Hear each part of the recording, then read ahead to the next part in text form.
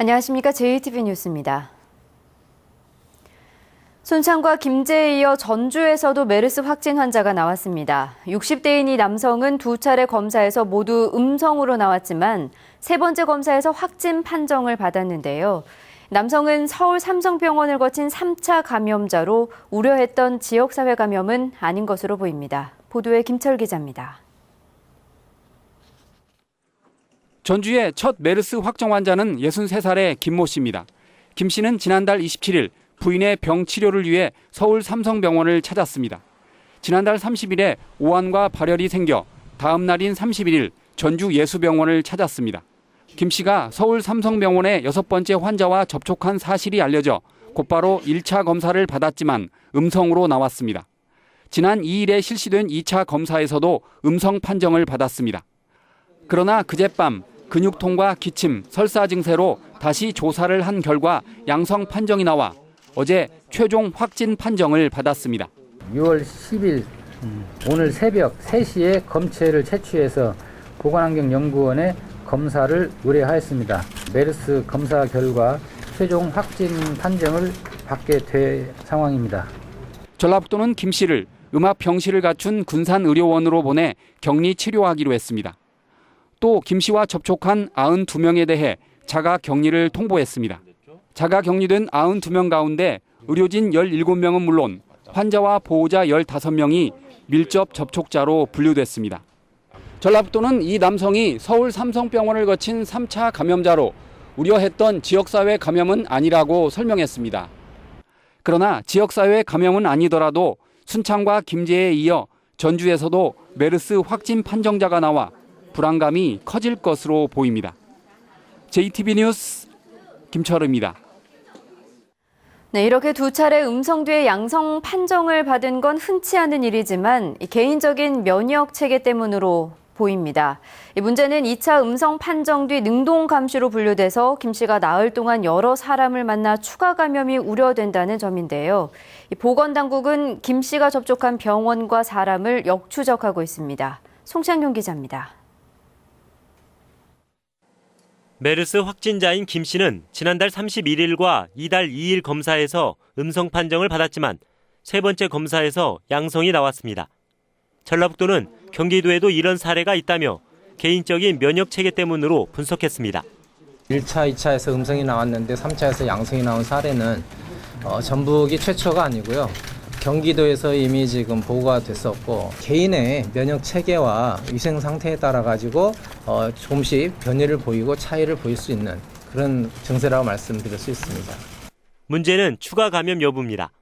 보건당국은 지난 2일 음성 판정 뒤 김 씨의 자가격리를 해제하고 자유롭게 외부 출입이 가능한 능동 감시자로 바꿨습니다. 보건당국은 정부 지침을 어긴 건 아니라고 해명했습니다. 이후 정부 지침이 또 바뀌어 김 씨는 지난 7일 다시 자가 격리됐습니다. 하지만 김 씨는 능동 감시자로 분류된 지난 3일부터 6일까지 나흘 동안 자유롭게 외부를 오가며 전주의 한 병원과 3명의 시민을 만난 것으로 알려졌습니다. 김 씨가 추가로 만난 사람들이 감염된다면 첫 지역사회 감염으로 분류됩니다. 전라북도는 김 씨가 능동 감시 나흘 동안의 오간 동선을 파악한 뒤 자가격리 대상자를 확대하기로 했습니다. 증상이 있는 분은 새로운 접촉자에게 전염시킬 수 있는 가능성이 있기 때문에 증상이 있는 접촉자는 새로운 접촉자까지도 관리를 시행하도록 하겠습니다. 두 번의 음성 판정 뒤 양성 환자로 바뀌는 흔치 않은 사례 때문에 김 씨가 추가로 접촉한 병원과 사람들을 찾아내 자가격리하는 조치가 시급해졌습니다. JTB 뉴스 송창용입니다. 전북은 오늘 흐리고 기온이 떨어져 더위가 주춤하겠습니다. 밤에는 약한 비가 내리겠지만 내일부터는 다시 더위가 이어질 것으로 보입니다. 하원호 기자입니다.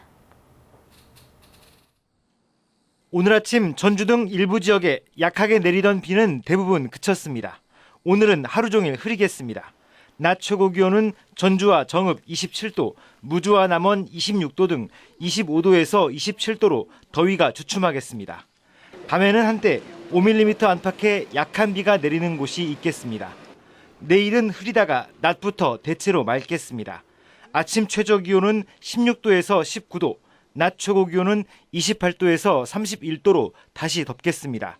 주말인 모레도 낮 기온이 30도까지 오를 것으로 보입니다. 오늘 해상에는 짙은 안개가 끼고 바다의 물결은 0.5에서 2m로 일겠습니다. 전주기상대는 당분간 비 소식 없이 낮 기온이 30도를 오르내릴 것으로 내다봤습니다. JTB 뉴스 하원호입니다. 계속된 가뭄으로 전북의 저수율이 50%대로 떨어졌습니다. 한국농어촌공사 전북본부는 400여 개의 저수지 평균 저수율이 56.8%로 평년보다 2.1%포인트가 낮아졌다며 이런 가뭄이 이달 말까지 계속되면 저수율이 50% 미만으로 떨어질 것으로 우려했습니다. 전라북도 농산당국은 계속된 가뭄으로 수확기에 접어든 감자와 마늘 등의 수확률이 떨어지고 고구마와 콩 등의 시듬 현상도 확산되고 있다고 설명했습니다. 전주 경륜장이 지은 지 20년이 넘어 낡아서 활용도가 크게 떨어지고 있습니다. 전주시는 활용도를 높이는 데 소극적인데 이 매각을 포함해서 활용 방안을 찾자는 목소리가 나오고 있습니다. 권대성 기자입니다. 전주대 옆에 자리한 사이클 전용 경기장인 경륜장입니다. 지은 지 25년이 가까워지면서 곳곳이 낡았습니다. 2,500석의 관람석은 안전 문제로 폐쇄됐습니다. 관람석 부분 같은 경우는 너무 이렇게 노후화되다 보니까 안전 문제가 많이 심각해서 그 개방을 못 해드리고요. 경륜장에서 열리는 대회는 1년에 한 차례뿐입니다. 시설이 낡아 공인대회 개최는 쉽지 않습니다. 대신 전북의 서너 개 사이클팀이 훈련장으로 쓰고 있습니다. 반면 경기장 구조상 일반 시민의 이용은 거의 불가능해 해마다 수천만 원의 적자가 납니다. 전주시는 수십억 원의 개보수 비용 탓에 활용 방안 고민에는 사실상 손을 놓고 있습니다. 이런 가운데 경륜장 위치가 전주 서부권의 중심지로 바뀐 점에 주목해 매각 이전을 검토하자는 의견이 나옵니다. 다목적 체육시설로 경륜장을 건립할 것을 제안을 하고요. 그 재원 마련을 위해서는 현재 있는 그 경륜장 부지를 경제성과 그 공공성이 담보되는 조건으로 매각을 하는 방안도. 전주시는 지난 1991년 전국체전을 앞두고 41억 원을 들여 경륜장을 만들었고 2003년 전국체전을 위해 13억 원을 들여 한 차례 보수했습니다. JTB 뉴스 권대성입니다.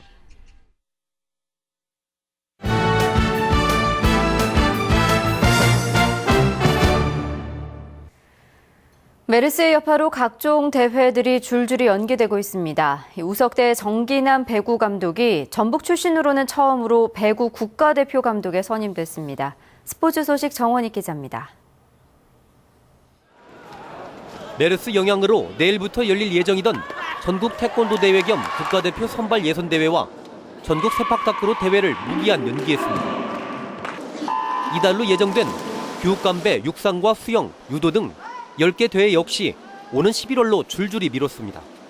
이런 경우에는 경기력 면에서 상당히 타격이 좀 올 것 같고요. 또 두 번째는 그동안에 그 대회 준비를 해왔던 사항들이 하반기로 연기됨으로써 그 경비가 이중적으로 좀 들어갈 수 있는 부분도 있고. 도지사기 전국 배구대회와 14개 시군 4만여 명이 참가하는 동호인 리그 등 생활체육 대회들도 대부분 중단됐습니다. 정기남 우석대 배구 감독이 전북 배구 선수 출신으로는 처음으로 유니버시아드 여자 국가대표 감독에 선임됐습니다. 김다은과 서채영 등 우석대 선수는 무려 9명이 태극마크를 달았습니다. 대표팀은 다음 달 2일 중국을 시작으로 칠레, 콜롬비아와 잇따라 맞붙습니다.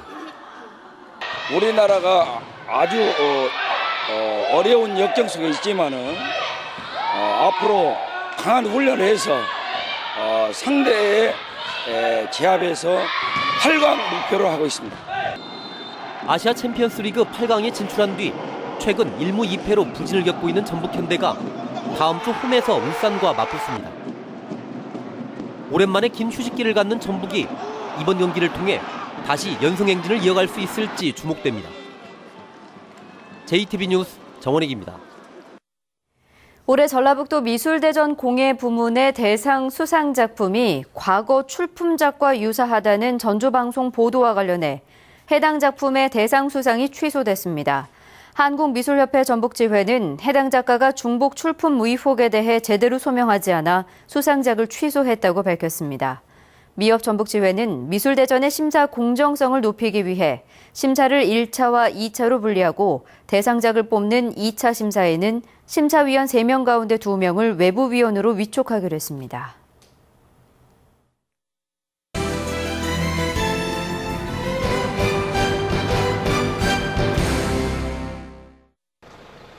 남원시가 대강지구에 포도 전문 생산단지를 조성합니다.